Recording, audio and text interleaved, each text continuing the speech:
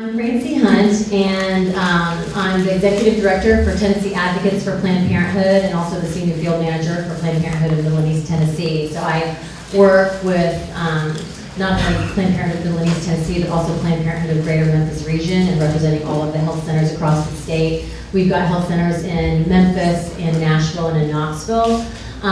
In Tennessee, we serve over 18,000 patients. Nationally, we serve 2.5 million folks, providing life-saving cancer screenings and STI treatments and testing. I'm proud to say that in Tennessee, we've begun our transgendered services as well. And, you know, so our legislative and electoral purpose has changed somewhat. I mean, before the election, we were one of the largest ground games in the country for Hillary.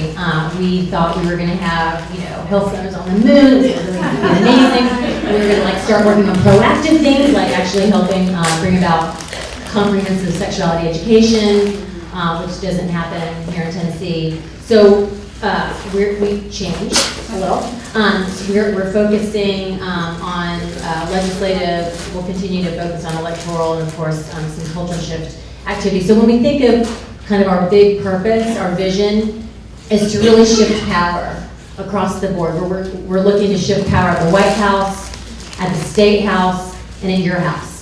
So that means that at the legislative level, I mean, here in Tennessee, we're embattled again. We have several things to defend ourselves against.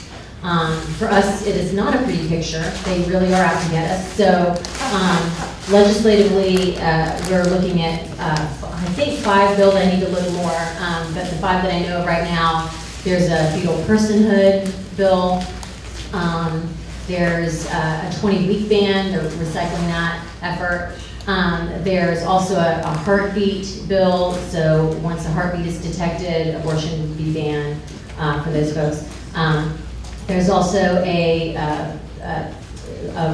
person could actually sue a doctor that's performed an abortion based on mental distress. So that's something that's happening as well. And then one that's a little more vague, it's viability. So it would ban abortion after viability. It's basically, I guess, similar to a 20-week ban, but in that way. So we're going to be monitoring those pieces. You know, I think our tone has changed for sure. I think up until this point, we'll continue to take everybody at their best. We want to negotiate, but we also are very clear that there is an overt enemy. I mean, today, nationally, there's a national day of protesting Planned Parenthoods.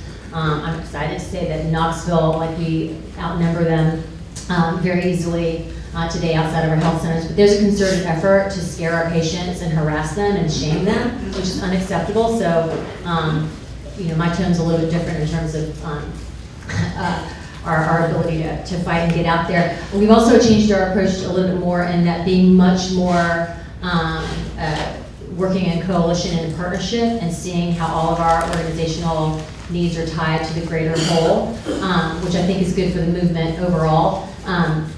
And we've been able to, you know, when we look at our overall priority areas, I mean, we've stayed true to, of course, making sure that abortion is safe and legal, continuing to fight on making sure that we have comprehensive sexuality education.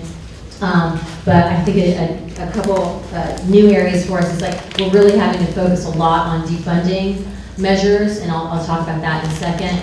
But they want to defund Planned Parenthood. And then also we've expanded our platform to include keeping families together, because many of the patients that we serve and communities that we serve are from immigrant refugee populations, and so we need to make sure that we protect all of our people in disenfranchised communities. So on the defunding front, I mean, no stone is, you know, going unturned in terms of ways that they can shut our doors. That is the goal.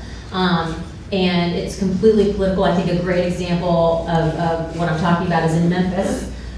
Just last week, for the last several years, since 2013, Planned Parenthood of Greater Memphis region received a grant from the feds on HIV prevention. And we have a premier, successful Free Condoms Memphis program that has distributed 1.7 million condoms in the city, because Memphis has one of the highest STI rates in the country, highest syphilis rate, and so we've been able to attack that problem by providing condoms.